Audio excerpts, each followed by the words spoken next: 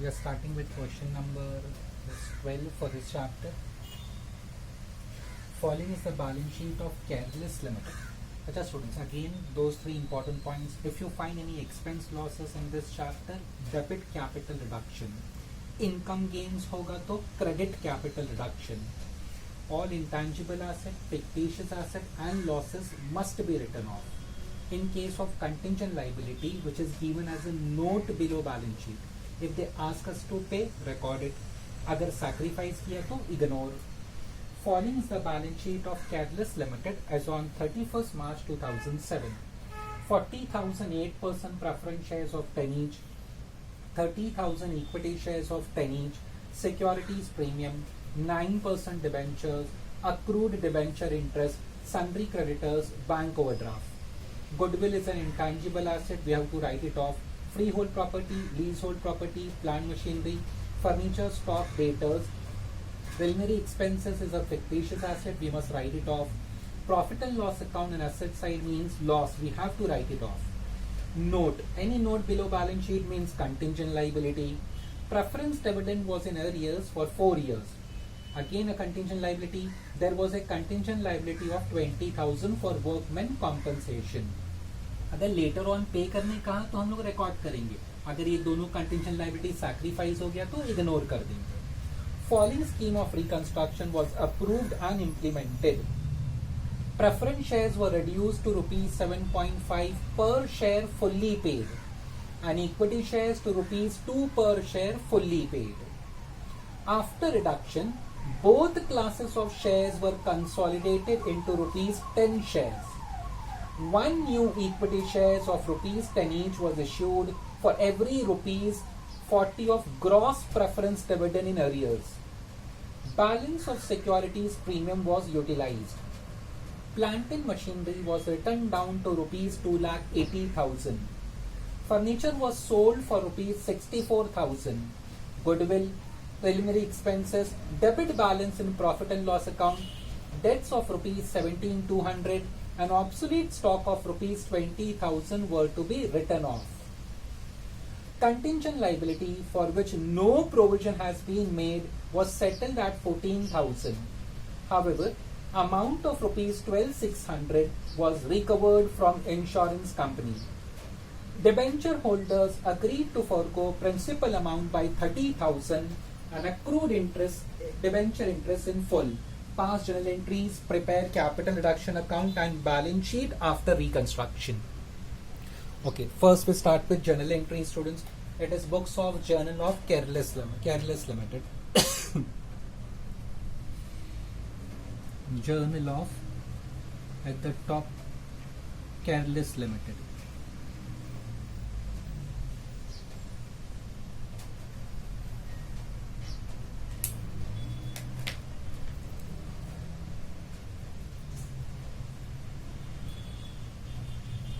Once again, adjustment number A. Preference shares were reduced to 7.5 per share fully paid. Adjustment number A. Done many times, students, right from the first question of this chapter we are doing. Preference shares balance sheet में 8% preference shares of rupees 10 each, 4 lakh is the amount. So journal entry will be 8% cumulative preference share capital account debit to 8% cumulative preference share capital account credit. Okay. Preference shares were reduced to rupees 7.5. Balance sheet में देखो what is the amount given. 8% preference share, it is given as 4 lakh. Many times I have said, students, unless and until the adjustment says we never change the number of shares. Number of shares same रखना चाहिए. जब तक adjustment में नहीं लिखा हो कि number of shares बदल दो. Okay? So if adjustment doesn't ask to alter the number of shares, we keep the number of shares same. 40,000 number of shares दिया है balance sheet में 40,000. What is the new value? They say reduce to 7.5. So 40,000 को 7.5 से multiply कर लेंगे. 40,000 into 7.5. So it comes to 3 lakh. So 8% preference share 4 lakh to 8% preference share 3 lakh. So difference credit में आ रहा है, so that will go to capital reduction account. Difference कितने का है स्टूडेंट्स? 1 लाख का है। This is 4 lakh, this is 3 lakh, 1 lakh. So narration will be been face value of preference share capital reduced to rupees 7.5. This was adjustment A, the first part. Same adjustment, the second part देखो, and rupees 7.5 fully paid and equity shares to rupees 2 per share fully paid. तो equity share को भी reduce करना है। Equity share capital account debit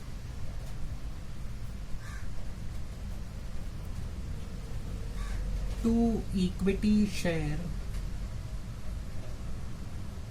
capital account credit।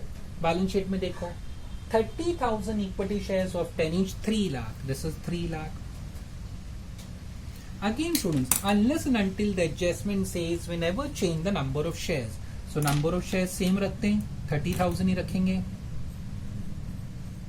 but the new value is 2 rupees, so 30,000 multiply by 2, amount will be 60,000। Again credit में balance आ रहा है, gain for the company, so to capital reduction account। gain कितने का है? 2,40,000। 10 से 2 हो गया, so 8 rupees का गेन, 30,000 into 8। 10 से 7.5 हो गया, 2.5 का gain, 40,000 into 2.5। Okay, either you write balance figure, आप चाहे तो कैलकुलेशन भी कर सकते हैं।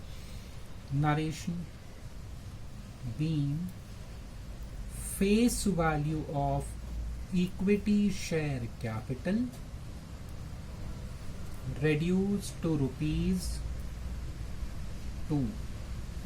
This was adjustment number A. Adjustment A का 2 एंट्री था, so we have done both. अभी बी पढ़ो, फर्स्ट टाइम ये एडजस्टमेंट कर रहे हैं। एक्चुअली मैंने डिस्कस तो किया था when we started in the first lecture of this chapter, जब जनरल एंट्रीज डिस्कस किया था बिगिनिंग में स्टूडेंट्स। ओके, बट क्वेश्चन पहली बार सॉल्व कर रही है adjustment. Okay, this adjustment we are solving the first time. After reduction, both classes of shares were consolidated into rupees 10 shares। consolidated term use किया students। So students, मैंने आपको ना वहां पे subdivision बताया था और here they have asked consolidation, but once again एक subdivision होता है, उसका opposite consolidation होता है students। So subdivision पहले देखते हैं क्या होता है, उसका opposite is consolidation। ऐसे मैंने एक्सप्लेन किया था, suppose I have 1 note of ₹100। मेरे पॉकेट में एक नोट है 100 रुपए का, so total value will be 100। 1 into 100 is 100। मैंने किसी से चेंज मांगा, छुट्टा मांगा student, so that guy has given me 10 notes of ₹10। ये 10 के 10 नोट दिए, तो वैल्यू कितना रहा स्टूडेंट्स? स्टिल 100 ही रहा। पहले मेरे पॉकेट में एक नोट था 100 रुपए का, so total value was 100। I asked for a change, मैंने किसी से छुट्टा लिया, so that person has given me 10 notes in denomination of 10। 10 के 10 नोट दिए, तो वैल्यू तो सेम है ना स्टूडेंट्स, 100 ही रहा। so that means sub division होता है ना, तो कोई गेन लॉस नहीं होता, खाली देखो आपका नंबर, ये जो नंबर है ना स्टूडेंट्स, नंबर ऑफ नोट्स पे फर्क पड़ा। 1 से कितना हो गया? 10। तो सब डिविजन में क्या होता है स्टूडेंट्स? नंबर क्या होता है? इंक्रीज होता है, नंबर इंक्रीज होता है, वैल्यू नहीं स्टूडेंट्स, ध्यान रखना।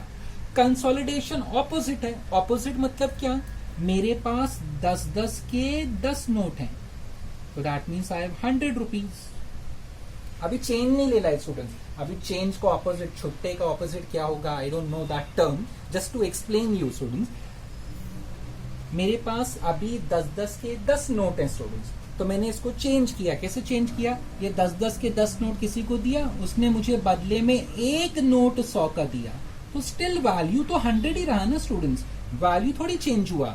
अगेन नंबर पे फर्क पड़ा, पहले नंबर ज्यादा था, अभी नंबर कम हो गया। पहले 10 के 10 नोट थे, अभी मेरे पास एक नोट नंबर का हो गया, सो नंबर डिक्रीजेस। तो ध्यान रखना स्टूडेंट, सब डिविजन होगा तो नंबर इंक्रीज होगा, कंसोलिडेशन होगा तो नंबर डिक्रीज होगा स्टूडेंट्स, ठीक है। तो अभी ये क्वेश्चन में उसने हमको कंसोलिडेशन पूछा है, not asked sub division, but whether sub division और कंसोलिडेशन एंट्री सेम होती है स्टूडेंट, दोनों की एंट्री सेम होगी।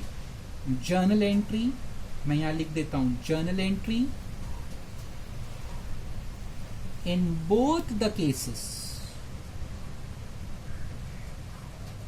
in both the cases, sorry,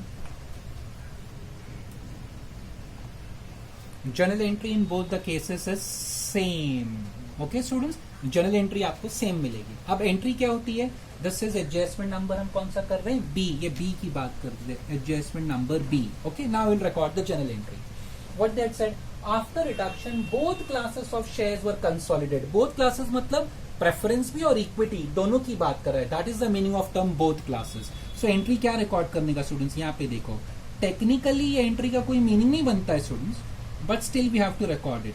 8% cumulative preference share capital account debit to 8% cumulative preference share capital account credit students, and मैंने कहा ना, number increases number decreases, whether sub division और consolidation, gain loss नहीं होता है students, सो कभी capital reduction नहीं आएगा। वेदर सब डिविजन और कंसोलिडेशन, आपके नंबर ऑफ शेयर्स पे फर्क पड़ेगा, सब डिविजन में नंबर ऑफ शेयर्स इंक्रीज होगा, बट ये क्वेश्चन में उन्होंने हमको कंसोलिडेशन पूछा है तो नंबर ऑफ शेयर्स डिक्रीज होगा। सो लुक ये स्टूडेंट्स, मैं मार्जिन में रिकॉर्ड कर रहा हूं नंबर ऑफ शेयर्स, और कहां से लेने का, ये 40,000 था ना, एंट्री नंबर 1 देखो, 40,000 ऑफ 7.5, 40,000 शेयर्स था, 7.5 का एक शेयर था, 40,000 into 7.5, so it was 3 lakh. So मैं बैलेंस शीट से नहीं ले रहा हूं स्टूडेंट्स, एंट्री नंबर 1 से ले रहा हूं। नाउ दे से these shares are to be consolidated into shares of ₹10 each, 10 बोला है ना,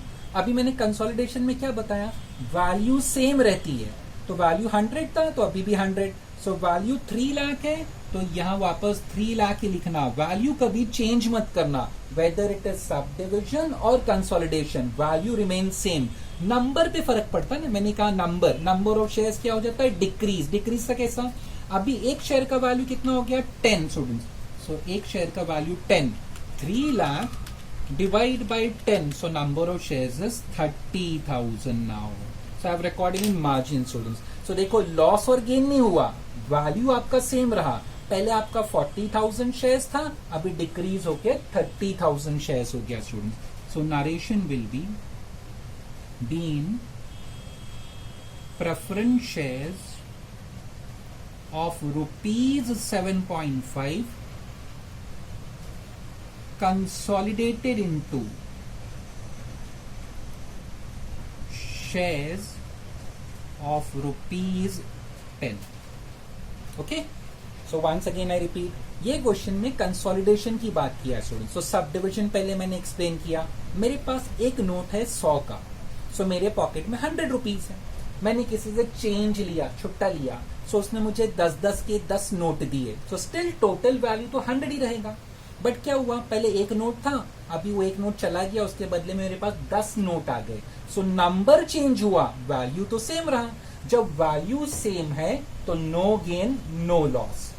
कंसोलिडेशन जस्ट ऑपोजिट है इसका, मेरे पास 10-10 के 10 नोट हैं, so totally I have 100 rupees in my pocket, वो 10-10 के 10 नोट मैंने किसी को दिए, बदले में एक नोट लिया 100 रुपीज का, तो फिर भी वैल्यू तो सेम रहा, value same means no gain no loss, but 10 note की जगह अभी मेरे पास एक नोट है, that means number decreases. So sub division में नंबर बढ़ता है, कंसोलिडेशन में नंबर घट जाता है, okay, but no loss no gain. अब एंट्री क्या रिकॉर्ड करने का, अगर प्रेफरेंस शेयर की बात कर रहा है तो preference share to preference share. Students अगर टेक्निकली सोचो ना, देखो same account debit, same account credit और अमाउंट भी सेम है, तो नेट इफेक्ट क्या है, 0 है स्टूडेंट्स, टेक्निकली इसका नेट इफेक्ट 0 है, ठीक है, फिर भी हमको रिकॉर्ड करना पड़ेगा बिकॉज एडजस्टमेंट ने पूछा है कि यू हैव टू कंसोलिडेट, तो उससे फर्क क्या पड़ता है, वैल्यू पे फर्क नहीं पड़ेगा। अच्छा ये वैल्यू आया कहां से, फ्रॉम एंट्री नंबर 1 स्टूडेंट्स, यहां से मैंने लिया 3 lakh, okay, not from balance sheet. तो यहाँ 40,000 शेयर्स था 7.5 का, सेम 3 लाख कॉपी किया, इसको डिवाइड बाय 10 किया तो आई गॉट 30,000 शेयर्स. सो 40,000 से 30,000 नंबर हो गया. But no loss no gain. Number मतलब क्वांटिटी होता है. फाइनेंशियल अकाउंट्स में ना क्वांटिटी से हमको फर्क नहीं पड़ता, हम वैल्यू देखते हैं. कॉस्ट अकाउंटिंग में आप क्वांटिटी भी काउंट करते हैं स्टूडेंट्स. फाइनेंशियल अकाउंट्स में क्वांटिटी से नंबर से कोई फर्क नहीं पड़ता है. नंबर इंक्रीज डिक्रीज हुआ, let it be. No loss no gain. So this was regarding preference share. But adjustment भी क्लियरली कहा था, बोथ क्लासेस ऑफ शेयर्स को आपको कंसोलिडेट करना है. बोथ क्लास मतलब इक्विटी को भी करना है. सो अगेन जनरल एंट्री क्या रिकॉर्ड करूंगा मैं? Equity share capital account debit to equity share capital account credit. So again students, technically ये एंट्री का मीनिंग कुछ नहीं है, but still we have to record it because they have asked. Amount कहां से लेने का? देखो यहाँ इक्विटी शेयर क्रेडिट था, जो नया वैल्यू था 60,000. दैट 60,000 मैंने यहाँ कॉपी किया. सेम 60,000 कॉपी करो, वैल्यू चेंज मत करो. No gain no loss. यहाँ पे देखो 30,000 इंटू 2 था, सो डेबिट में ये 30,000 इंटू 2 है. ये पेंसिल से मैं रिकॉर्ड इसलिए करता हूँ स्टूडेंट्स आपके रेफरेंस के लिए. ओके, आगे सर में एग्जाम में ऐसा हम कैलकुलेशंस नहीं बताते हैं जर्नल में. This is for your reference students. But अभी कितने का बोल दिया? Consolidate into shares of 10. तो 60,000 को डिवाइड बाय 10 कर लो. सो नया नंबर ऑफ शेयर्स अभी 6,000 हो गया. तो देखो नंबर रिड्यूस हुआ ना, पहले 30,000 शेयर्स थे, अभी 6,000 हो गए. सो कंसोलिडेशन में नंबर डिक्रीज होता है. क्वांटिटी पे फर्क पड़ा, इसके लिए no gain no loss. Value तो हमारा सेम है ना students. So again narration preference share जैसा ही होगा. बीन इक्विटी शेयर्स ऑफ ₹2 था, consolidated into shares of ₹10. So this was adjustment number B students. Again मैं रिपीट कर देता हूं. सब डिविजन मेरे पास एक नोट था 100 का, so total value was 100. Sub division means asking change. ऐसा समझो किसी से आपने छुट्टा लिया, सो उसने हमें 10 रुपए के 10 नोट दिए, सो स्टिल टोटल वैल्यू 100. तो जब वैल्यू सेम रहता है तो no gain no loss. Just फर्क कहां पड़ा? What is affected? Number is affected students. Quantity affect हुआ. पहले एक नोट था, उसके बदले में आपको 10 नोट मिल गए, बट वैल्यू तो सेम रहा. No gain no loss. So sub division में नंबर क्वांटिटी बढ़ जाती है. Consolidation is opposite of sub division. You have 10 notes of ₹10. 10 के 10 नोट हैं तो वैल्यू 100. 10 into 10 100.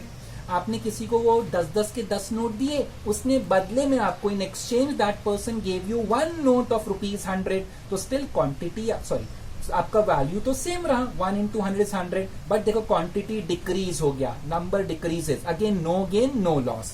अब एंट्री कैसे रिकॉर्ड करने का स्टूडेंट्स? प्रेफरेंस शेयर की बात कर रहा है तो preference share to preference share. Equity की बात कर रहा है तो equity share to equity share. Technically same account debit credit और अमाउंट भी same. Technically net effect is 0, but still we have to record it. ये 3 लाख कहां से आया? From entry number 1.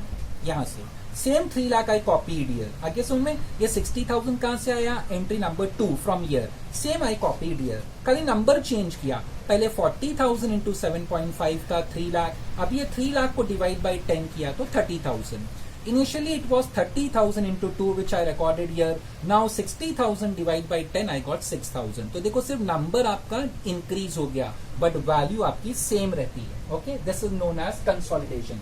सब डिविजन भी होगा तो स्टूडेंट्स एंट्री सेम होगा, अमाउंट भी सेम होगा, बट क्या हो जाएगा? नंबर आपका बढ़ जाएगा. This is the difference between sub division consolidation. आगे आएगा sub division, no need to worry. So this was adjustment number B, हमने कर लिया. अभी एडजस्टमेंट सी पढ़ो. पहले भी हमने किया बट इसका कैलकुलेशन पार्ट अच्छा है स्टूडेंट्स. नंबर सी का 1 न्यू इक्विटी शेयर्स ऑफ ₹10. इसका कैलकुलेशन पार्ट नया है हमारे लिए. Otherwise this adjustment we have done before. 1 new equity share of 10 each was issued for every ₹40 of gross preference dividend in arrears. ये preference dividend in arrears है ना, it is given as a note number A below balance sheet. Any note below balance sheet is contingent liability. If they ask us to pay, we record. If it is sacrifice, we ignore. यहाँ पे करने की बात कर रहा है. कैसे पे करना है? In the form of equity shares. One new equity shares of 10 each was issued for every rupees 40 of gross preference dividend arrears. Adjustment number C. पहले उसका कैलकुलेशन करते हैं. ऐसा कुछ उन्होंने रेशियो दिया है स्टूडेंट्स. प्रेफरेंस डिविडेंड मैं शॉर्ट में लिख रहा हूँ PREF DIVD डिविडेंड और उसके सामने मैंने लिखा इक्विटी शेयर्स. व्हाट दे से, अगर आपका 40 रुपए का डिविडेंड बाकी है तो कंपनी आपको कितने शेयर्स देगी? 1 न्यू इक्विटी शेयर ऑफ 10. आपको बदले में एक शेयर मिलेगा. They have given some exchange ratio. Clearly they have said. वापस पढ़ लो adjustment students. What they say, 1 new equity shares was issued for every rupees 40 of gross preference dividend. अगर 40 रुपया rupees 40 आपका डिविडेंड बाकी है तो बदले में कंपनी आपको एक शेयर देने को तैयार है. How much dividend is outstanding? Refer note A below balance sheet. Preference dividend was in arrears outstanding for 4 years. Students 4 साल से बाकी है. We can easily make the calculation. Balance sheet में जाओ स्टूडेंट्स, वहां पे देखो 8% प्रेफरेंस शेयर अमाउंट 4 लाख है. मैं ये मार्जिन भी यूज कर रहा हूं. 4 lakh multiply by 8% into 4 years. Why 4 years? Because 4 साल से बाकी है. 4 lakh into 8% will give us the answer for 1 year. फिर 4 साल से बाकी है तो total will be 1,28,000. Now cross multiply students, अभी हमको क्या करना है? क्रॉस मल्टीप्लीकेशन करना है. अगर 40 रुपया डिविडेंड बाकी है तो आई विल गेट 1 शेयर. सो 1,28,000 अगर मेरा डिविडेंड बाकी है तो how many shares? So 1,28,000 into 1 divide by 40. So I will get 3,200. So this 3,200 is number of shares. ये equity shares value नहीं है. ये एक शेयर लिखा था ना, ₹1 नहीं था. Against ₹40 I will get 1 share. So I decided how much dividend is outstanding. 4 lakh into 8% ये बैलेंस शीट से आया. Preference share capital. ये 1 साल का डिविडेंड 4 years से आउटस्टैंडिंग है. Note A below balance sheet. So total dividend outstanding 1,28,000. Cross multiply. So कितना number of shares company को देना पड़ेगा? 3,200 शेयर्स. सो ये मैंने ऐसा क्वेश्चन मार्क डाला था, 3,200. So now we'll record the entry. Whenever contingent liability is paid, students, whenever contingent liability paid, in notes we have recorded, बहुत बार discuss किया है, we must debit capital reduction account. So capital reduction account debit. जब भी कोई भी contingent liability पे करोगे तो debit this account. कैसे पे कर रहे हैं? In the form of equity shares. So to equity share capital account. कितने शेयर्स हमने इश्यू किए? उन्होंने क्लियरली कहा है 3,200. और एक शेयर कितने का है? देखो adjustment number C. 1 new share of ₹10 each. So 3,200 into 10 करेंगे तो 32,000. Sorry it is 32,000. So total dividend outstanding मैंने कैलकुलेट किया था स्टूडेंट्स यहाँ पे 1,28,000 सी. बट हम पेमेंट कितना कर रहे हैं? सिर्फ 32,000 as per the calculation. So balance का क्या हुआ? Forget it, I am not concern. Contingent liability का रूल क्या है? If they ask us to pay, record the entry. So I recorded. बाकी जो बच गया वो मतलब सैक्रिफाइस है, और सैक्रिफाइस का विषय no entry. So balance amount को भूल जाना. ओके तो कभी सोचना नहीं कि 1,28,000 डिविडेंड था तो 32,000 पे कर दिया तो balance is gain. Never. If you remember हमने नोट्स में लिखा भी है, कंटिंजेंट लायबिलिटी पे कभी गेन नहीं होता है students. There is never any gain on contingent liability. I can show you the note जब एकदम फर्स्ट लेक्चर था ये चैप्टर का students.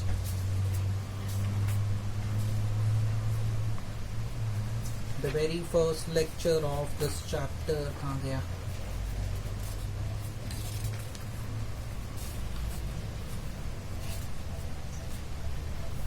Contingent liability is not given in balance sheet. It is usually given as footnote.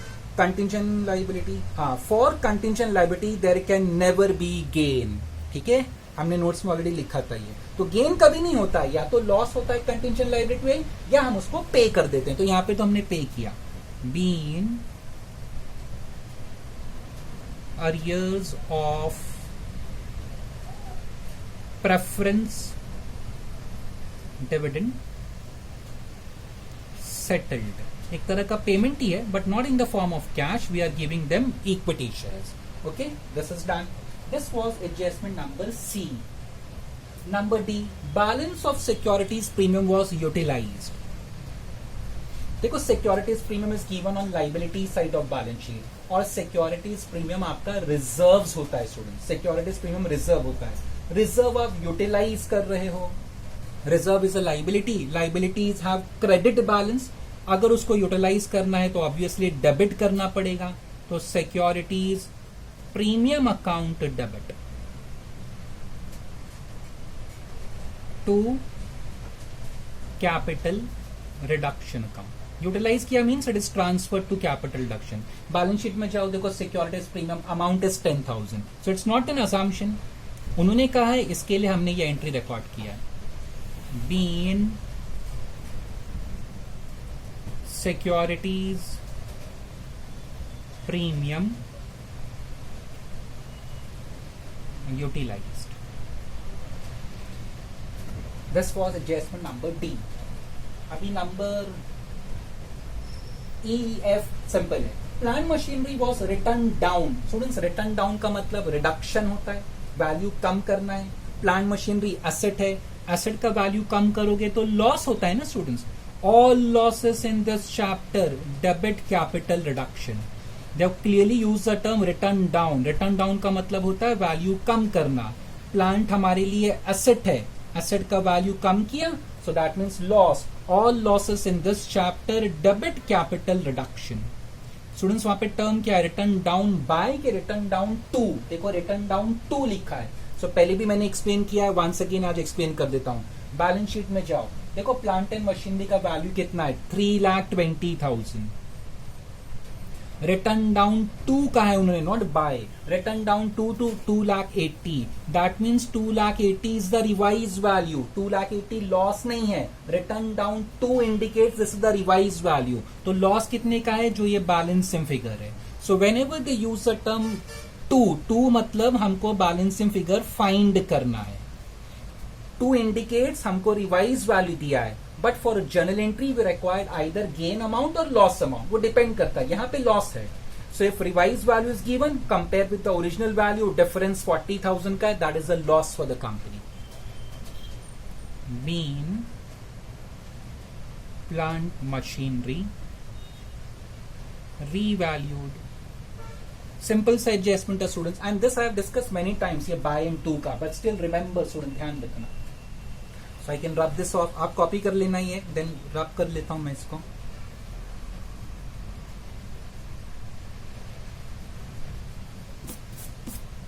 Next number F, furniture was sold. Students, clearly sold पूछा है, asset बेच रहे हो आप। एसेट जब भी बेचते हैं तो we will receive cash, sold term use किया है।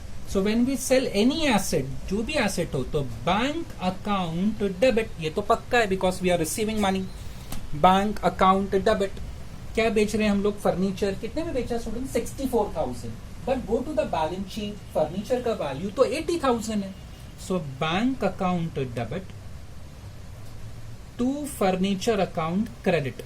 बैंक कितना है, 80,000, sorry furniture 80,000, sold for how much, selling price 64, that means there is a loss. All losses in this chapter debit capital reduction, so capital reduction account debit 16,000. Beam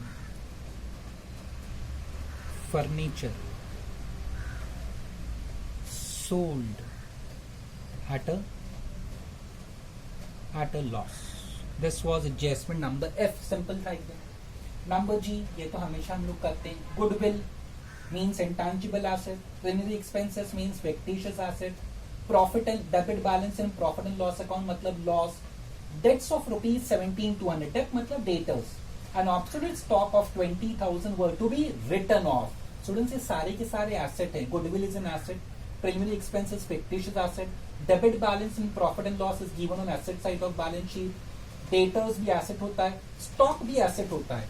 asset को right of करने कह रहा है, right of means remove from the books. When you remove asset from your books, it's a loss.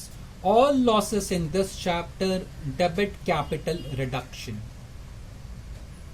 So capital reduction account debit. कौन कौन सा asset write off कर रहे हैं, पहला goodwill कहा है उन्होंने, to goodwill account. And next they are talking about preliminary expenses. So preliminary expenses account.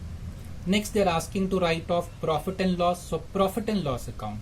Next they are asking to write off debts. डेब्ट मतलब यहाँ पे debtors account and obsolete stock. So we can pass just one entry. Why to waste time and record separate entry, capital to goodwill, capital to expense, capital to P&L? आपका time waste होगा. All assets are written off. So एक entry साथ में हम पास कर सकते हैं. Goodwill, take it from balance sheet 1,10,000. Preliminary expenses 5,000. Second last item in balance sheet.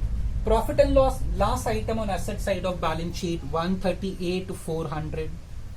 Daters के लिए refer adjustment. Daters of 17,200. How much we have to write off? 17,200. And obsolete stock refer adjustment number G. Obsolete stock of 20,000. So now we'll take the total. पहला 1,10,000 plus 5 plus 138,400 plus 17,200 plus 20.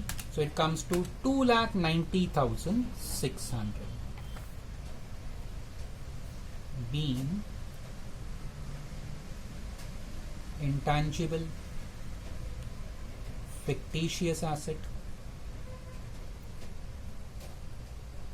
other asset मतलब daters and stock, and losses written off. This was adjustment number G. We have done many times, कुछ नया नहीं था. Number H, talking about contingent liability. Contingent liability for which no provision has been made. ऐसा contingent liability जो आपकी books में नहीं है. That is the simple meaning. No provision मतलब it's not recorded in your books. It's not recorded in your balance sheet. Contingent liability for which no provision has been made was settled. Settle का मतलब होता है पे करना. Students जब भी contingent liability पे करते हैं students, it is compulsory. Many times I have said we must debit capital reduction account. Whenever we pay any contingent liability, debit capital reduction. So capital reduction account debit to pay करने का है ना. So better we write to bank account. कितना पे करना है? Contingent liability for which no provision has been made was settled for rupees 14,000. But वो adjustment अभी खत्म नहीं हुआ है students. ध्यान से. So here I will record.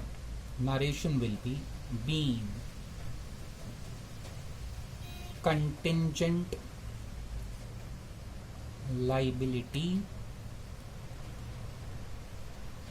settled. But आगे पढ़ो students, it's still not completed. हाँ, ये तो हमने पहले बहुत बार किया है. Don't refer this part. This is something else students. वो अकाउंट से रिलेटेड नहीं है. ओके नाउ ओके मैं इसको कवर कर देता हूँ. Next is contingent liability for which no provision has been made was settled for 14,000. आगे पढ़ो. However, amount of 12,600 was recovered. Students, recovered का simple meaning होता है received. आपको मिला पैसा. तो this was adjustment number क्या था students? H. You can say H का ये first part था जो हमने record किया. Now same adjustment number H, I am recording the second part. We have received. Recovered का मतलब received. So bank account debit to किससे मिला? From insurance company. So don't write insurance company because ये contingent liability है students, और contingent liability books में है ही नहीं. That said ना, no provision was made. So better write capital reduction account. ये contingent liability आपकी बुक्स में नहीं था. मीनिंग क्या है? जब contingent liability पे करने को आई ना स्टूडेंट्स, तो आपने पहले अपने पॉकेट से 14,000 पे कर दिया. फिर आपने ना इंश्योरेंस क्लेम किया. इंश्योरेंस कंपनी ने आपको 12,600 दे दिया. As simple as that. Okay, तो पहले 14,000 अपने पॉकेट से गया. So I recorded capital reduction to bank. अब पैसा 12,600 वापस आ रहा है. सो reverse entry bank account to capital reduction 12,600. First when I paid I recorded capital reduction to bank. फिर मैंने इंश्योरेंस कंपनी में क्लेम किया. वो कंपनी ने मुझे 12,600 वापस किया. So reverse entry bank account debit to capital reduction. Been recovery from insurance company. This was adjustment number H था. Last number I. Students done many times. पहले हमने बहुत बार किया ये एडजस्टमेंट. ध्यान से पढ़ो. Debenture holders agree to forgo. Forgo मतलब सैक्रिफाइस. सैक्रिफाइस टर्म्स ना कभी भी don't jump on to conclusion कि we are talking about contingent liability. No students, contingent liability किसको कहते हैं? Which is given as a note below balance sheet, but ये debenture as a note नहीं दिया, डिबेंचर तो बैलेंस शीट में already मौजूद है, वो प्रेजेंट है वहां पे स्टूडेंट्स, एग्जिस्टिंग है, देखो वहां पे एग्जिस्ट करता है, sorry, it exist in your balance sheet on liability side, 9% debenture, so they are not talking about contingent liability, आपका रियल लायबिलिटी है बैलेंस शीट में, 9% debenture, amount is 1,20,000. Now what adjustment says? Debenture holders agreed to forgo. Forgo मतलब वो लोग माफ कर रहे हैं. Good for the company. Company के लिए क्या होगा स्टूडेंट्स? ये गेन होगा. So 9% debentures account debit. Even though they use the term debenture holder, हम लोग एंट्री में होल्डर नहीं लिखते. They have given up, मतलब लाइबिलिटी हमारा कम हो गया. So कंपनी के लिए gain to capital reduction account. कितना पूरा कम नहीं हुआ. How much they are ready to give up? Only कितना? Principal amount, to forgo principal amount by 30,000. By 30 के लिए 2 नहीं बोला है. बाय मतलब I can record the amount. 2 होता तो मैं old value, current value and balance figure find करता, but they have used the term by 30,000. So this was been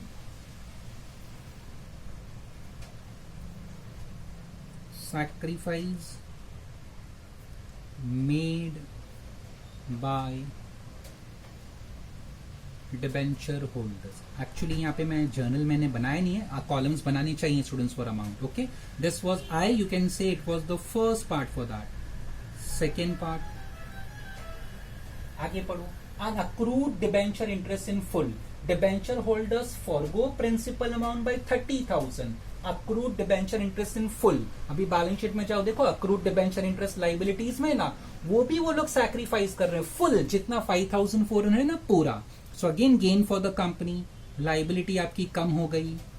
accrued debenture interest account debit to gain. Why? Because 5,400 is a liability. वो debenture interest वो लोग क्या बोलते हैं? हमने माफ कर दिया. They are ready to forgo. Forgo मतलब कंपनी को वो लोग आके कहते हैं कि हमको ये 5,400 नहीं चाहिए.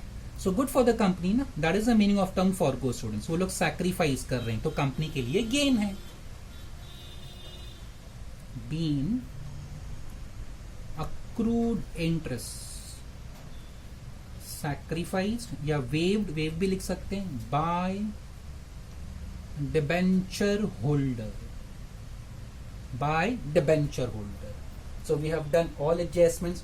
ध्यान रखना स्टूडेंट्स, इसमें फर्स्ट टाइम हमने ये फेस किया consolidation, here I discuss that. और ये प्रेफरेंस डिविडेंड का वर्किंग, उसका एंट्री यहाँ पे. ओके, वर्किंग नहीं आता खाली, एंट्री तो हमने कंटिंजेंट लायबिलिटी प्रेफरेंस डिविडेंड का बहुत बार किया है students. Okay, this working was new for us. So adjustment B और सी का वर्किंग ये हमारे लिए नया था स्टूडेंट्स. बाकी सारे एडजस्टमेंट पहले भी हमने किए हैं, कुछ नया नहीं था उसमें. ओके, ये एक था, सॉरी ये भी था ना, recovered from insurance company, this one. So 3 points for important. Adjustment B, C का सिर्फ वर्किंग, एंट्री पहले हमने किया. और दिस वन नंबर एच का सेकेंड पार्ट, एडजस्टमेंट एच का second part, we recovered certain amount from insurance company. Recovered का मतलब रिसीव, और वो बुक्स में नहीं है, इसके लिए हमने कैपिटल डिडक्शन को क्रेडिट किया.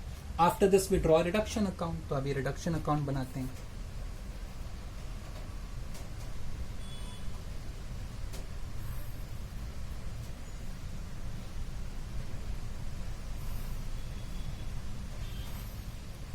We are drawing capital reduction account.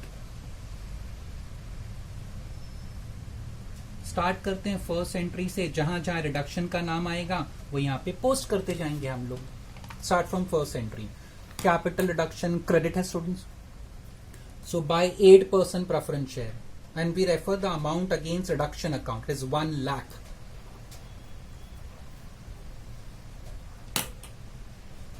So by 8% preference share, 8% cumulative preference share नाम था. Cumulative preference share capital, amount is 1 lakh. Second entry again credit 2,40,000 by equity share capital. Debit में equity है ना, credit is reduction by equity share capital account.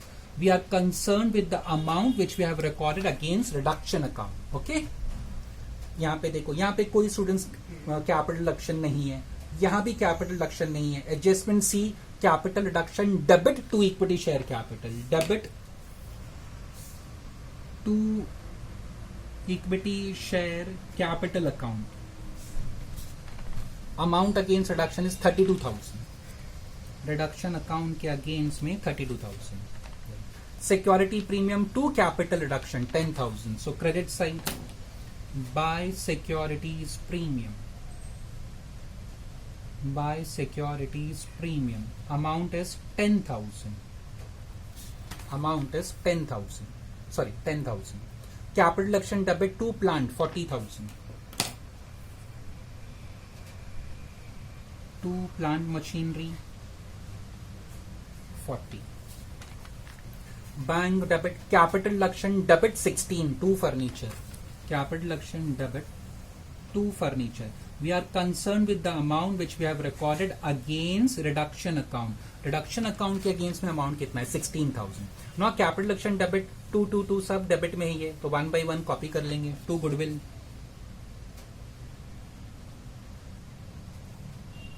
to preliminary expenses, to profit and loss, to debtors,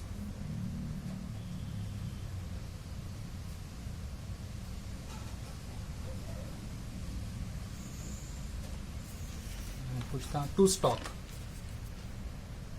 and copy the same amount from journal entry.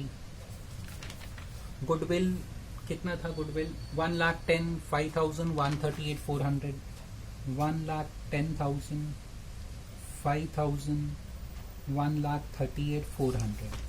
Debtors or stock 17,200 and 20,000. 17,200 and 20,000. Next students, capital action to bank 14. To bank account 14,000. Bank to capital action, so credit में आएगा by bank.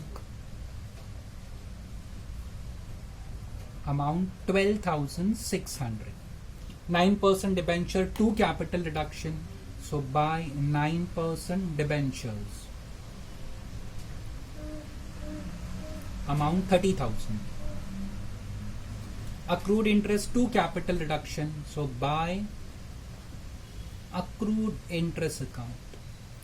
Amount 5,400. अब total करना है just हमको देखना है tally होता है कि बैलेंस आएगा. So first we take the credit total. This is 1 lakh plus 2,40,000 plus 10 plus 12,600 plus 30 plus 5,400. 1 lakh plus 2,40,000, sorry, plus 10,000 plus 12,600 plus 30 plus 5,400. So it comes to 3,98,000 total. So same total यहाँ लिखेंगे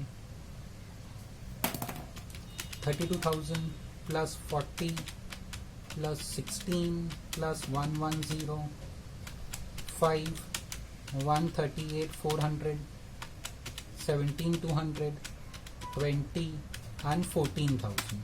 So 392,600 and this is 398. तो balance आएगा यहाँ to capital reserve.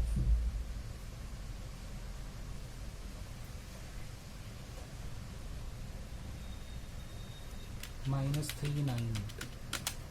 5,400 is the balance amount.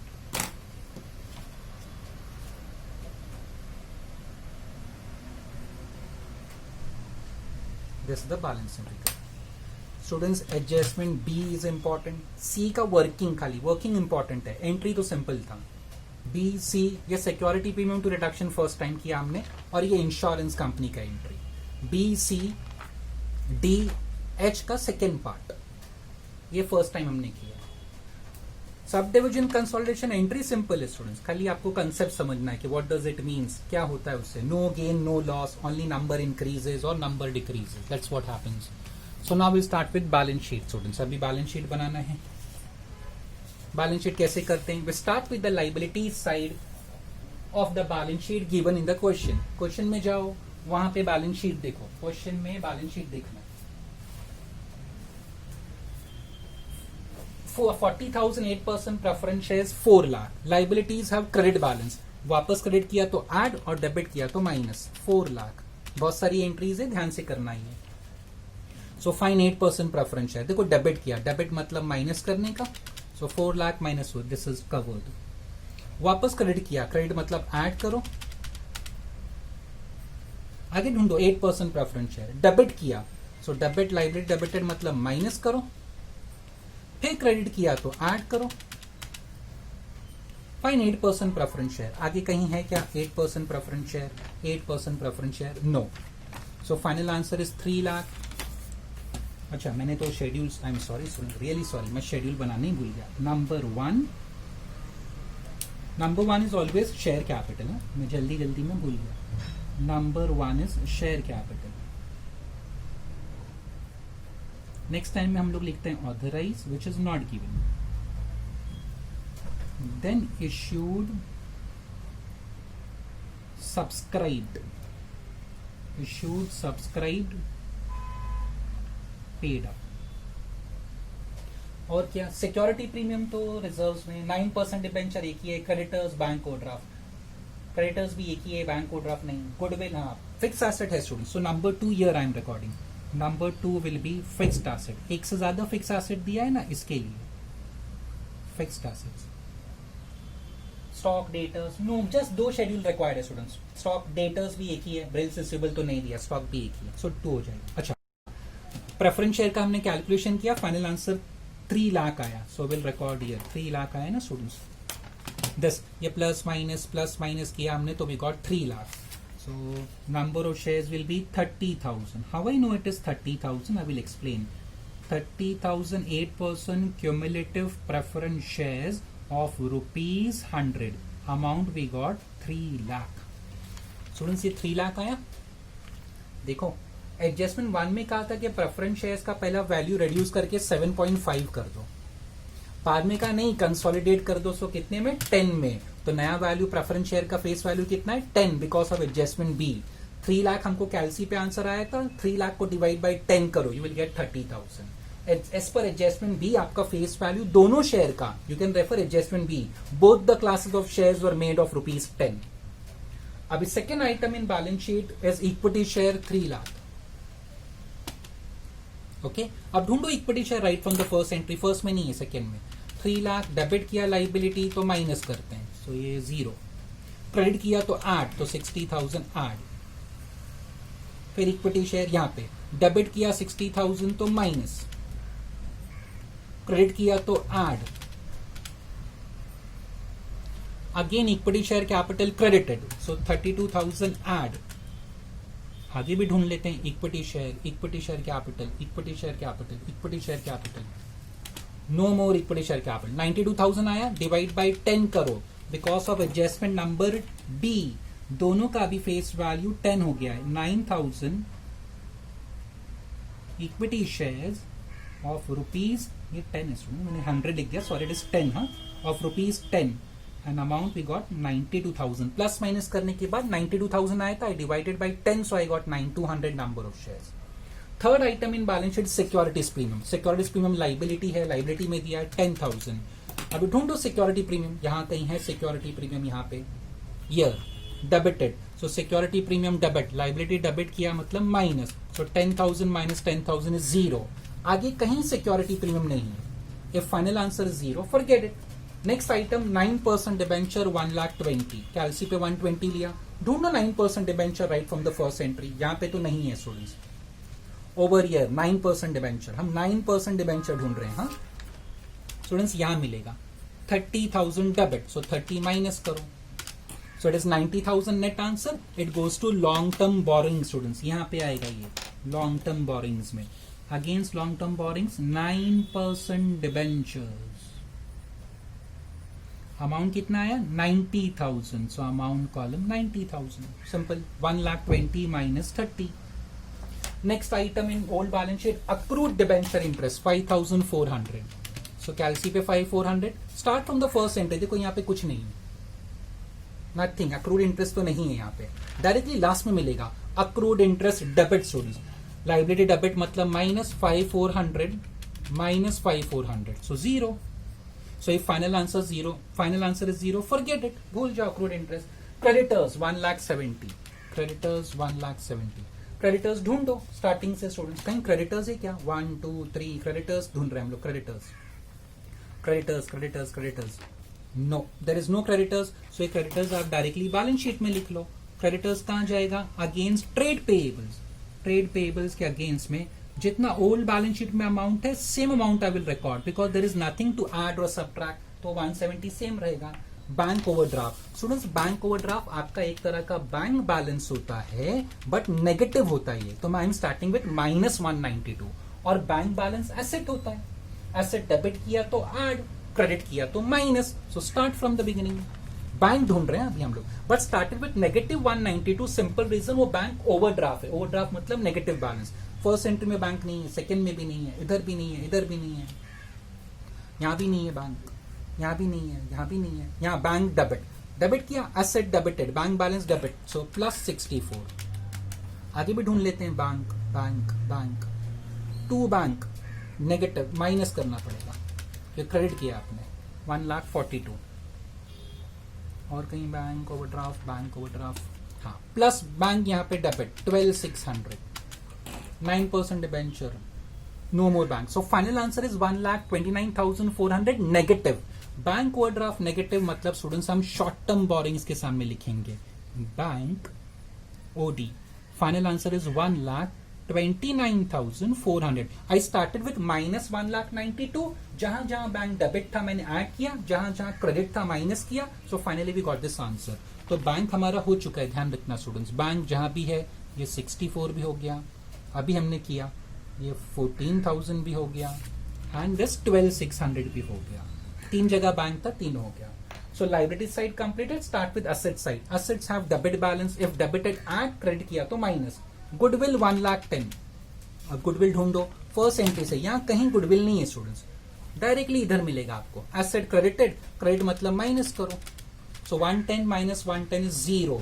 So students this is covered. ये हो गया. और final answer 0 है, आगे कहीं गुडविल नहीं है. If final answer is 0, forget it.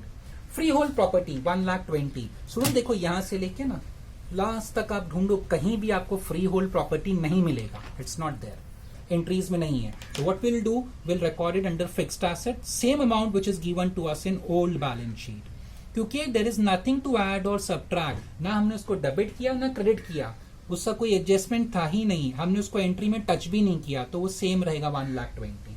Same is the case with lease hold property. First entry से आप लास्ट तक चेक करके देख लो स्टूडेंट्स, कहीं भी आपको लीज होल्ड प्रॉपर्टी नहीं मिलेगा. So we'll copy the same amount which is given to us in old balance sheet, leasehold property. What is the amount given? It is 2,44,000 leasehold property. Plant machinery 3,20,000 था balance sheet में, old balance sheet. Asset debit किया 8, credit किया तो minus. Plant देखो यहाँ कहीं नहीं है, डायरेक्टली आपको स्टूडेंट्स प्लांट कहाँ मिलेगा? समवेयर वेयर वी रिकॉर्ड, हाँ here. Plant credited 40, so credit किया मतलब ये तो चला गया, और माइनस करो 3,20,000 से 40 किया तो 280. And further there is no more plant, एक ही बार है plant. So plant final answer is 2,80,000. 320 minus 40,000, so we got 280. Furniture again it's a fixed asset, हमको बैलेंस शीट में तो 80 दिया है, सो वी टेक 80,000 ऑन कैलसी और फिर फर्नीचर ढूंढते हैं. यहाँ तो कहीं फर्नीचर नहीं है स्टूडेंट्स. दिस साइड देखो फर्नीचर था कहीं पे, ये furniture sold 80,000. So asset credit किया मतलब माइनस करने का, this is covered. So 80 given in balance sheet minus 80 0. Further there is no more furniture, तो फाइनल आंसर 0 है, तो फर्नीचर नहीं आएगा स्टूडेंट. सॉरी, फिक्स एसेट में फर्नीचर नहीं आएगा because final answer is 0. Stock 60,000, stock 60 ढूंढो. स्टॉक यहाँ तो कहीं नहीं है स्टूडेंट्स, डायरेक्टली यहाँ पे था देखो स्टॉक. ये 20,000 क्रेडिट, 20,000 क्रेडिट मतलब माइनस करो. सो 60 minus 20 we get 40,000. that will go directly to balance sheet against inventory, क्योंकि हमने इसका कोई ये नहीं बनाया है students, what we call schedule नहीं बनाया. How much we got? 60 minus 20 40,000. This is nothing but stock. 60,000 minus 20,000 in adjustment या इन जनरल एंट्री. स्टॉक भी हो गया, stock covered, stock covered. Next क्या है? Debtors.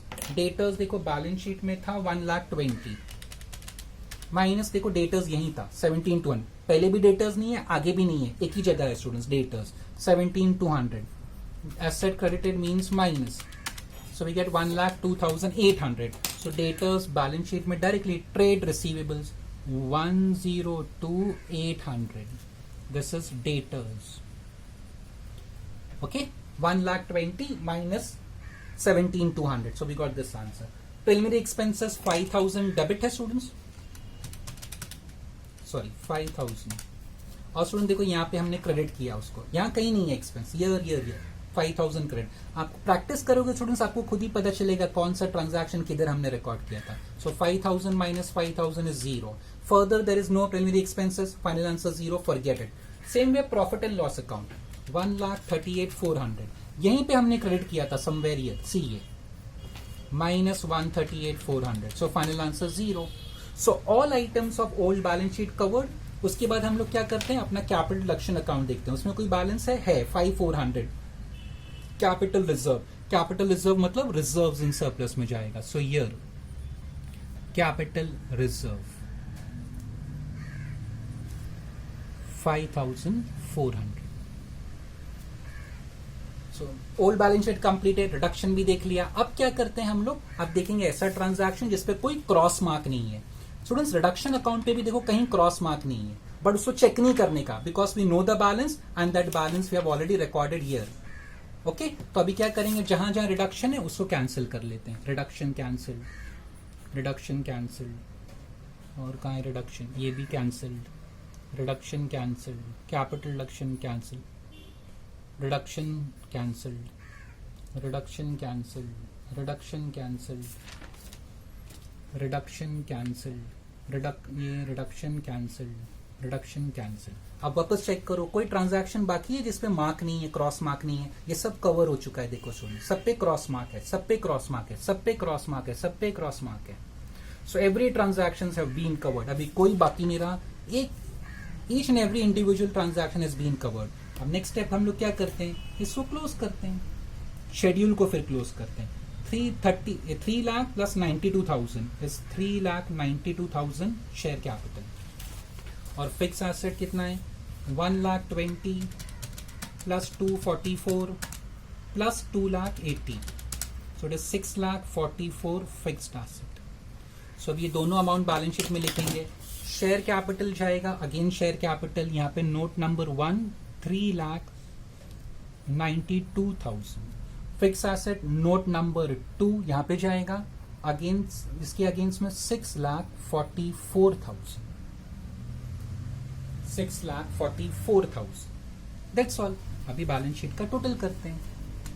392 plus 5,400 it is 397,400. There is no long term provision, so borrowings plus provision यहाँ लिखा. There is no other current liability, no short term provision. Short term borrowings था bank overdraft 129,400 plus 1,70,000 299,400 plus 90,000 plus 397,400 7,86,800. यहाँ तो कुछ भी नहीं है. So same 6,44,000 total बाहर होगा. देयर इज नथिंग इन्वेस्टमेंट, ये लॉन्ग टर्म कुछ भी नहीं है. Same way no short term advances, no other current asset, no current investment. 4 lakh plus 1 lakh 2,800. So it will be 5,02,800. कुछ गड़बड़ है क्या? ह्यूज डिफरेंस आ रहा है. This is 6 lakh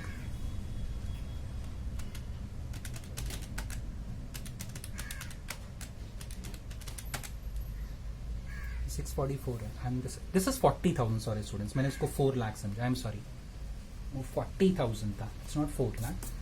debtors is नहीं, ये inventories it was 40,000. I thought it is 4 lakh. 40,000 plus 1,02,800. So 1,42,800 plus 6,44,000 7,86,800. So balance sheet tally हो गई. So this was the balance sheet for this question. इसमें सब कंसोलिडेशन जो पड़ा वो एक नया था आपके लिए. ये प्रेफरेंस डिविडेंड का कैलकुलेशन, वो again some ratio, this part was new for you. Security premium utilise किया और ये इंश्योरेंस कंपनी से रिकवर किया. These were the new points. बाकी सब हम पहले कर चुके हैं students. Okay, that's all. This was question number 12 था.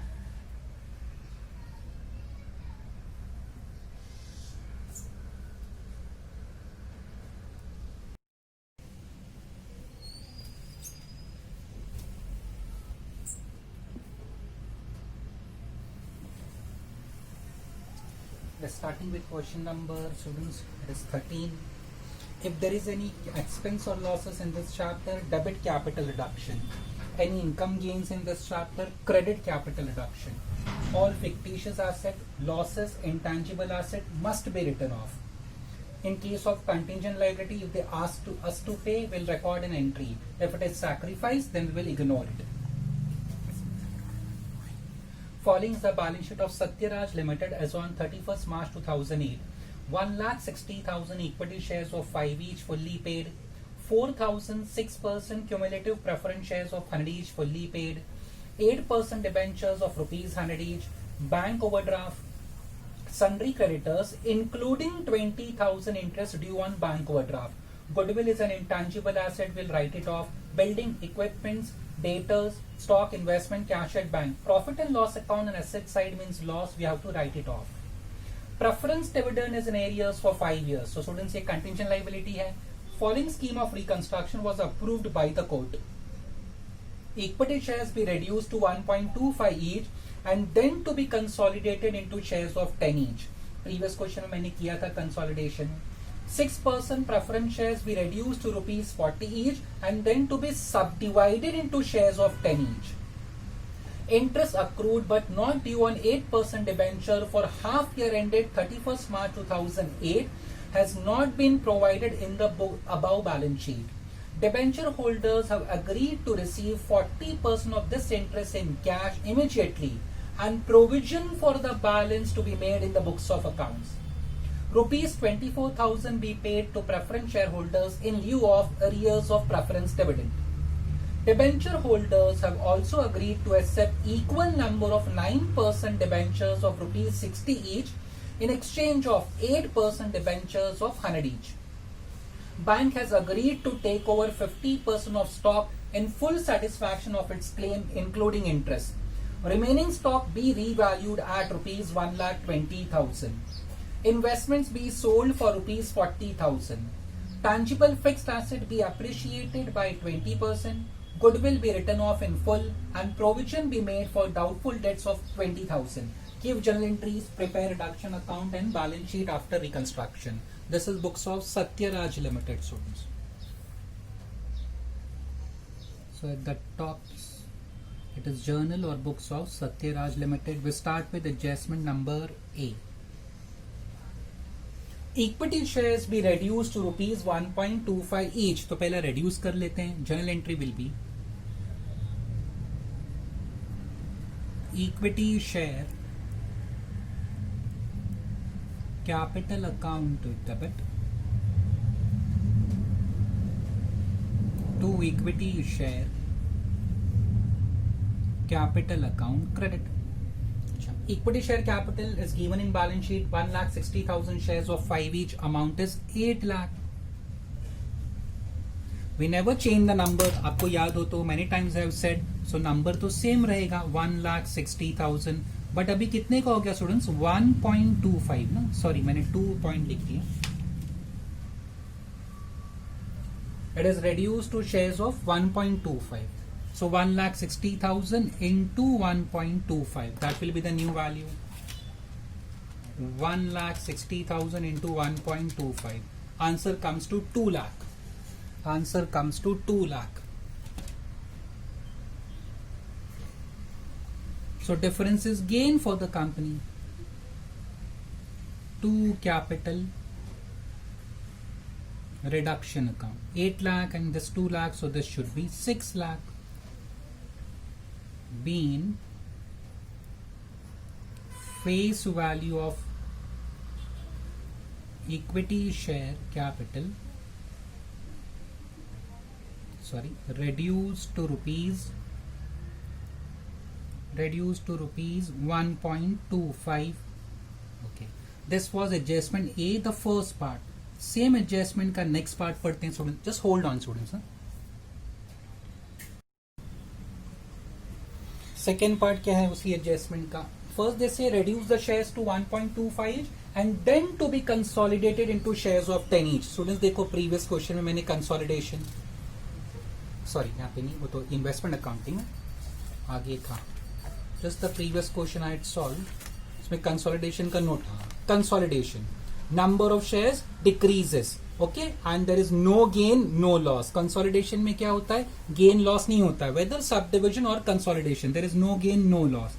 Second part. So journal entry will be previous question में अभी मैंने solve किया था the previous one. वहां पे मैं बता चुका हूं. Whether consolidation or subdivision, no gain, no loss. Even entry is similar. So equity share capital to equity share capital. Technically ये एंट्री का कोई मीनिंग नहीं होता student, still we have to record it. और कौन सा वैल्यू रिकॉर्ड करने का? जो रिड्यूस वैल्यू है 2 लाख. बैलेंस शीट वाला वैल्यू नहीं, 8 लाख नहीं, जो नया अभी आपने रिड्यूस किया 2 लाख. सिर्फ नंबर ऑफ शेयर्स पे फर्क पड़ेगा. कैसे स्टूडेंट्स? अभी शेयर कितने का हो गया? 10 का हो गया है ना. It was consolidated into shares of 10 each. So 2 lakh divide by 10 करेंगे तो it will B 20,000. Just for your reference, this is 20,000 number of shares. Okay, पहला 1,60,000 शेयर्स था ऑफ 1.25. ये 1,60,000 इंटू 1.25 है. यार I am recording for your reference. 1,60,000 into 1.25. 1,60,000 into it was 2 lakh. Now it is consolidated into shares of 10. So 2 lakh divide by 10 करोगे तो 20,000 shares. So narration will be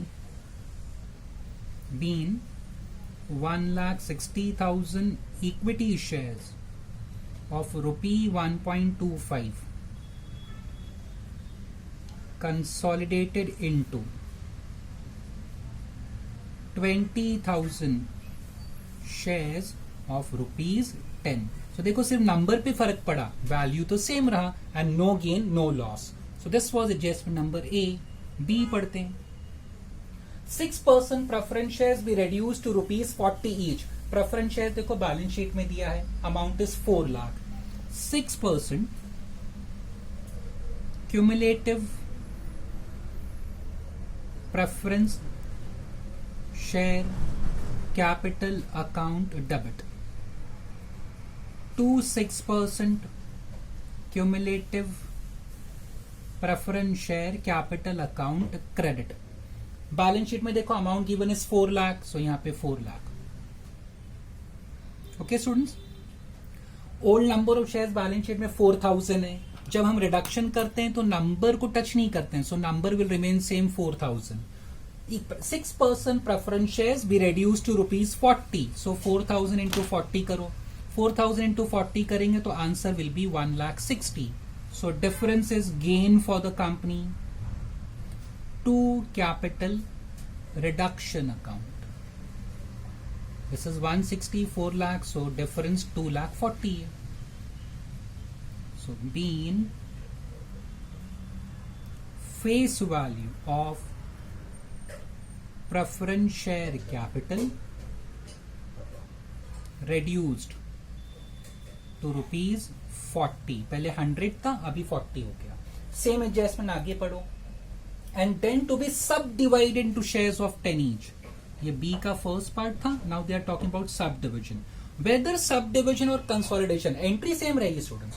sub division preference share की बात कर रहा है, so entry will be 6% cumulative preference share capital account debit to 6% cumulative preference share capital account credit. अगर वहां लिखा होता कंसोलिडेटेड तो भी यही एंट्री रिकॉर्ड करते हैं. सो वेदर सब डिविजन और कंसोलिडेशन, जनरल एंट्री पे कोई फर्क नहीं पड़ता. नो लॉस नो गेन, खाली नंबर ऑफ शेयर्स चेंज हो जाते हैं. ओके, अमाउंट कहां से लेने का? ये जो नया अमाउंट अभी हमने डिक्रीज करके फाइंड किया था 1,60,000, सेम अमाउंट लिखने का, because no loss no gain. आपके रेफरेंस के लिए नंबर लिख देता हूं. ये 4,000 इंटू 40 था. अभी consolidated into shares of subdivided into shares of 10 each. So 1,60,000 को डिवाइड बाई 10 करो. सो नंबर ऑफ शेयर्स 16,000 हो जाएगा. 1,60,000 divide by 10. So sub division में 4,000 से नंबर ऑफ शेयर्स कितना हो गया? 16,000. सो अंदर sub division number of shares increases. Previous question में मैंने लिखा दिया था. Mean 4,000 preference shares of ₹40 subdivided into 16,000 shares of ₹10। So value same रहा, सिर्फ नंबर ऑफ शेयर्स बढ़ गया, 4000 से 16000 हो गया। No loss no gain. Adjustment C देखो, अभी adjustment number C, interest accrued but not due on 8% debenture for half year ended 31st March 2008 has not been provided. Underline has not been provided. Has not been provided का simple meaning होता है ऊपर balance sheet में नहीं है. Has not been provided in the above balance sheet. They have specified also. Has not been provided in above balance sheet मतलब this interest accrued या outstanding interest ऊपर बैलेंस शीट में नहीं है student. That is the simple meaning. Interest accrued but not due on 8% debenture for half year. Half year मतलब 6 months. तो पहले हम अमाउंट कैलकुलेट कर लेते हैं. बैलेंस शीट में जाओ, देखो डिबेंचर्स अमाउंट 4 लाख है और रेट ऑफ इंटरेस्ट 8% है. सो 4 lakh multiply by 8% into 6 by 12 because for half year ended clearly they have used the term. So 4 lakh into 8% into 6 divided by 12 amount 16,000. This is not provided in balance sheet, है ना, not given in books. In books मतलब balance sheet में नहीं है, they have said. तो अभी हमको क्या करना है, सी ये तो इंफॉर्मेशन था first sentence. Second sentence, debenture holders have agreed to receive. Debenture holders receive करेंगे, सो कंपनी को क्या करना पड़ेगा, पे करना पड़ेगा students, because we are recording entry in the books of Satyaraj, we are recording entries in the books of company. Debenture holder की books में entry नहीं रिकॉर्ड कर रहे हैं. Okay, so when they say debenture holders agreed to receive, that means company को पे करना है. when company pays cash goes out. so एक one thing is definite, bank तो क्रेडिट होगा. कितना पे करना है, 40% ऑफ इंटरेस्ट. ये 16,000 आया ना, इसका 40%. so you are paying 6,400. और बैलेंस का क्या करना है, इन कैश इमीडिएटली, तो ये तो पे कर दिया. और बैलेंस से क्या करना है, and provision for the balance B made in books of account. Provision for the balance मतलब अब उसको बुक्स ऑफ अकाउंट में बताओ, तो ऐसा हमको लिखना पड़ेगा, interest to interest on debentures, because they have said we have to show it in the books of account. अभी तक आपकी बुक्स में नहीं था, बट आपको अभी बताना पड़ेगा. सो डेबिट किसको करेंगे स्टूडेंट्स, ऑब्वियसली कैपिटल रिडक्शन, क्योंकि ये लाइबिलिटी आपकी बैलेंस शीट में नहीं थी. दैट सेड कि इंटरेस्ट अक्रूड मतलब outstanding. Later on that said कि ये बुक्स में नहीं है, not given in books. So interest outstanding है मतलब लाइबिलिटी है, नॉट इन द बुक्स मतलब कंटिंजेंट लाइबिलिटी हो गया. और कंटिंजेंट लाइबिलिटी हम लोग जब भी पे करते हैं तो किसको डेबिट करते हैं, कैपिटल रिडक्शन. सो कैपिटल रिडक्शन अकाउंट डेबिट 16,000, 6,400 हमने पे कर दिया, तो बैलेंस कितना बचेगा, 9,600. वो हमको हमारी बैलेंस शीट में अब आगे दिखाना है. सो इनडायरेक्टली उन्होंने बताया कि contingent liability. Students, how I decided, first they say interest accrued but not due मतलब आउटस्टैंडिंग. अगर इंटरेस्ट आउटस्टैंडिंग है तो वो लाइबिलिटी होना चाहिए, बट आगे क्लियरली मेंशन किया है, has not been provided in above balance sheet. ये ऐसा लाइबिलिटी है कि ऊपर बैलेंस शीट में नहीं है, तो ऐसे लाइबिलिटी को हम लोग क्या कहते हैं, we call it as contingent liability. फिर आगे पे करने बोला है, तो whenever we pay contingent liability we debit capital reduction to bank to interest. बाकी हमको बताना है, उन्होंने कहा है balance provision for the balance to be made in books of accounts. ये फर्स्ट टाइम किया हमने, ये प्रोविजन फॉर द बैलेंस. बाकी ये एंट्री बहुत बार किया है, reduction to bank, payment of contingent liability. अच्छा, वहां पे टर्म क्या था, डिबेंचर होल्डर्स रिसीव, बट हम कंपनी के बुक्स में रिकॉर्ड कर रहे हैं, so company will pay. Been interest on debentures paid and provided मतलब बुक्स में शो किया. अभी तक नहीं था, अभी हमने उसको शो कर दिया. नंबर डी सिंपल है, ₹24,000 बी पेड. आपको पे करना है, क्यों पे करना है, तो preference share holders in lieu of arrears of preference dividend. देखो just below balance sheet preference dividend is in arrears for 5 years. ये कंटिंजेंट लाइबिलिटी होता है, उसको पे करने बोल रहा है. सो whenever we pay contingent liability, one thing is definite, we have to debit reduction account. So capital reduction account debit to bank account credit. Capital reduction debit to bank account credit. कितना पे करना है students? देखो adjustment बोला है ₹24,000 be paid, कोई calculation नहीं करना है, उन्होंने क्लियरली मेंशन कर दिया how much we have to pay. So write been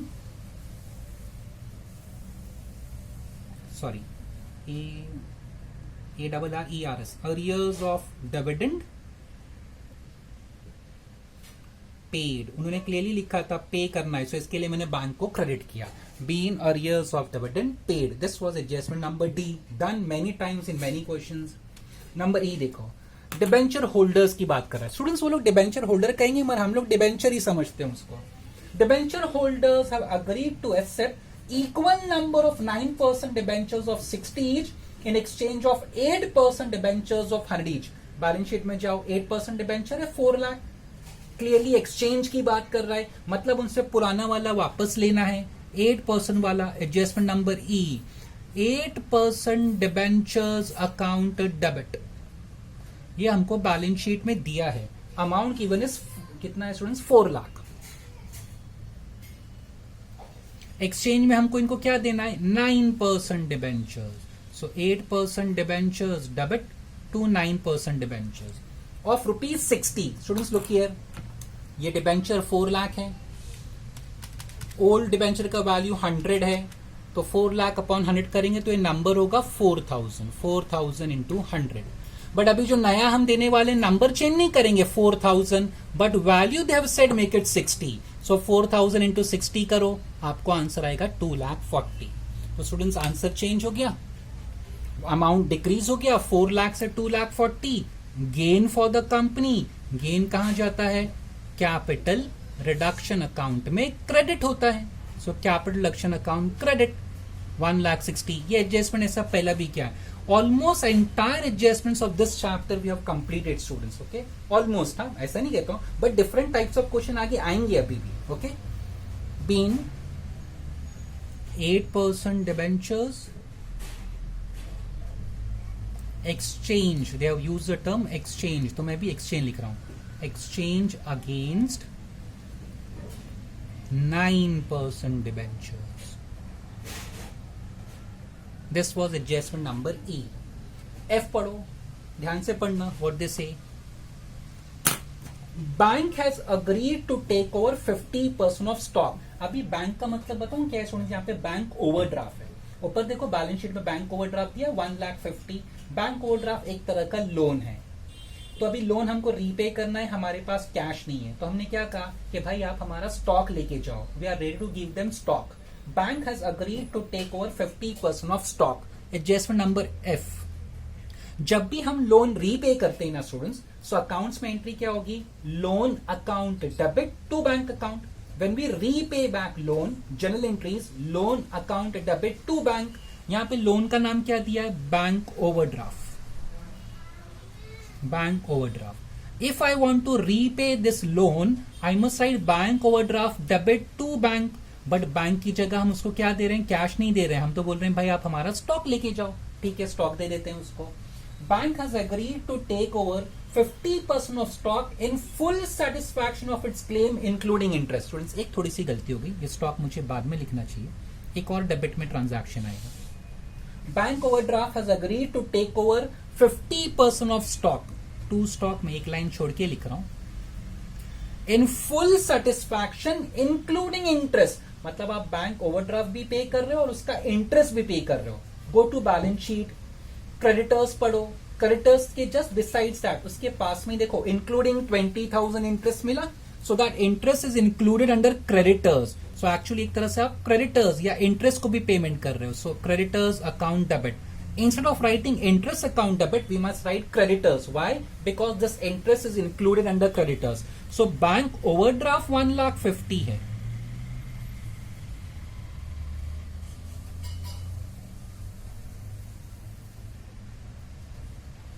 Okay students, wait. Entry wrong नहीं है, but वो बहुत overwriting हो जाएगा. Wait, हाँ entry correct है. Wait. Number F बहुत overwriting होगा.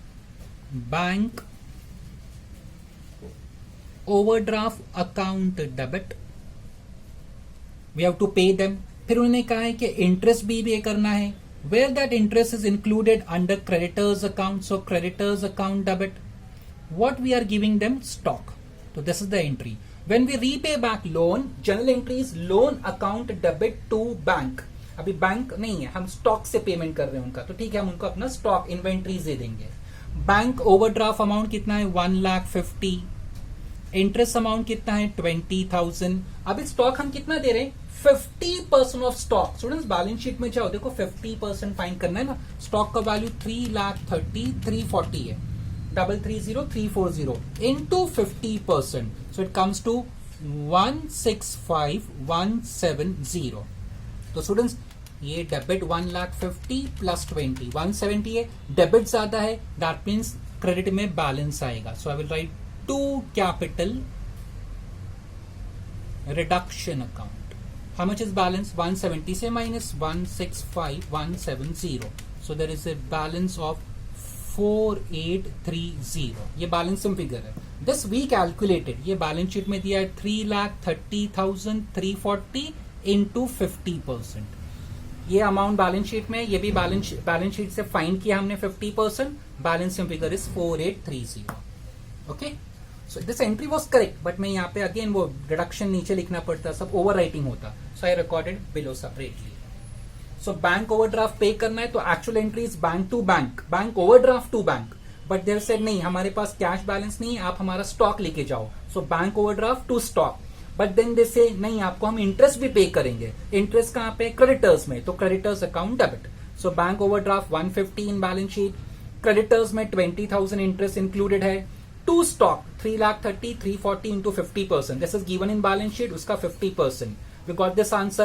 Entry tally नहीं होती है, so we get the balance. Been claim of bank overdraft OD settled. हमने उसको सेटल कर दिया, स्टॉक देके हमने उनका खाता बंद कर दिया. जो लोन था हमारा लोन रीपे हो गया. नेक्स्ट नंबर जी देखो, सिंपल है. Investments be sold for ₹40,000. Investment asset होता है. एसेट आप बेचोगे तो आपके पास कैश आएगा. सो बैंक अकाउंट डेबिट. कितने में बेच रहे हैं आप 40,000. सो बैंक के सामने तो 40 लिखेंगे. बट बैलेंस शीट में जाओ, इन्वेस्टमेंट का वैल्यू कितना है 45,450. To investment account credit, investment account credit 45,450. So again students balance आ रहा है डेबिट साइड, और वैसे भी एक तरह से लॉस है. आपका इन्वेस्टमेंट का कॉस्ट ज्यादा है, सेलिंग प्राइस कम है. सो ऑब्वियसली कंपनी को लॉस हुआ. All losses in this chapter debit capital reduction. Loss कितने का होगा this minus this, so it will come to 5450. तो पहले मैंने लिखा bank to investment. Bank given in adjustment 40,000 में बेचा. बैलेंस शीट से 45,450. So difference goes to reduction account. Been investment sold at a loss. आपको बेचने से नुकसान हुआ.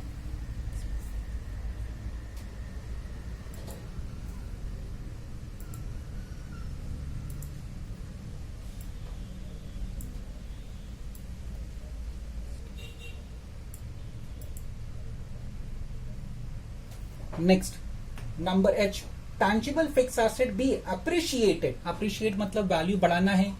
एसेट का वैल्यू बढ़ गया मतलब students gain for us. Asset का वैल्यू बढ़ेगा means gain for us. Asset का वैल्यू बढ़ गया means gain for us. Tangible fix asset be appreciated. Tangible fix asset मतलब गुडविल तो इंटैंजिबल होता है. बिल्डिंग और इक्विपमेंट्स की बात कर रहा है स्टूडेंट्स वो. So number H. So gain मतलब all gains in this chapter credit reduction account. So debit कौन सा अकाउंट होगा, land and building account debit. और टैंजिबल फिक्स एसेट बोला है तो इक्विपमेंट भी टैंजिबल एसेट होता है. Clearly they have used the term tangible fixed asset. So goodwill fix asset है बट वो इनटैंजिबल है. तो बचा क्या, building and equipment should be appreciated bye 20%. Building 2,60,000, उसका 20%. So it comes to 52,000. Equipment is 2,50,000 appreciated by 20%. So 50,000. Increase in value of asset means gain. So to capital. All gains in this chapter we credit to reduction account. 52 plus 50 will be 1,02,000. 1,02,000. Same adjustment आगे पढ़ो. Goodwill to be written off in full, provision for doubtful debts of ₹20,000. So goodwill write off करना है. ये H का first part था. अच्छा, यहां पे been tangible fixed asset revalue, या अप्रिशिएटेड भी लिख सकते हैं, वहां पे टर्म अप्रिशिएटेड था. Number 2, second part, goodwill to be written off and provision for doubtful debts. Goodwill write off करना है. जब भी हम लोग एसेट राइट ऑफ करते हैं तो लॉस होता है कंपनी के लिए. So debit reduction account, capital reduction account debit. We are writing off goodwill to goodwill account credit. Goodwill देखो बैलेंस शीट में कितना है स्टूडेंट्स, 3,40,000. अच्छा, पीएनएल भी तो राइट ऑफ करते हैं हम लोग because it's a loss. So PNL last item है देखो बैलेंस शीट में 6,03,360, 603,360. और स्टूडेंट्स उन्होंने कहा provision for doubtful debts. Provision for doubtful debts मतलब आरडीडी. आरडीडी किस पे चार्ज होता है अकाउंट्स में? We always charge it on debtors ना. सो इनडायरेक्टली वो डेटर्स की बात कर रहा है. कितना चार्ज करना है? 20,000. तो अभी सबका टोटल गुडविल राइट ऑफ किया 340, 6,03,360 and 20,000. It comes to 963360, 963360. So narration, mean intangible asset, losses and RDD written off. This was adjustment number H, second part. So यहाँ पे स्टूडेंट्स ये एक सब डिविजन कंसोलिडेशन था. प्रीवियस क्वेश्चन में ही मैंने किया था students. So once again this was consolidation. Number of shares 1,60,000 से 20,000 हो गया, नंबर कम हो गया. दिस वाज सब डिविजन, 40,000 से 4,000 से 16,000 नंबर बढ़ गया. No gain no loss, no gain no loss. Okay. हाँ, ये बैंक ओवरड्राफ्ट, ये ध्यान रखना, बैंक ओवरड्राफ्ट को हमने क्या दे दिया? अपना स्टॉक दे दिया. और बैंक ओवरड्राफ्ट का इंटरेस्ट क्रेडिटर्स में इंक्लूडेड था and they had asked us to pay interest. इसके लिए मैंने क्रेडिटर्स डेबिट किया. डिफरेंस आया रिडक्शन अकाउंट में. बाकी कुछ नया नहीं था स्टूडेंट्स इसके अंदर. All adjustments we have done before. अभी क्या बचा? Reduction account and balance sheet. Okay, आप ट्राई कर लेना स्टूडेंट्स इसका balance sheet and reduction account. Okay, please draw reduction account and balance sheet. हमेशा स्टूडेंट देखो, एक क्वेश्चन में कैसा करता हूं, एंट्रीज, रिडक्शन, बैलेंस शीट में पूरा बनाता हूं. नेक्स्ट क्वेश्चन में कैसा करता हूं, आई रिकॉर्ड एंट्रीज और ज्यादातर रिडक्शन अकाउंट भी मैंने बनाया है. ओके, सो नाउ रिडक्शन भी आप बनाना, बैलेंस शीट भी आप बनाना. Please draw it. Okay, that's all.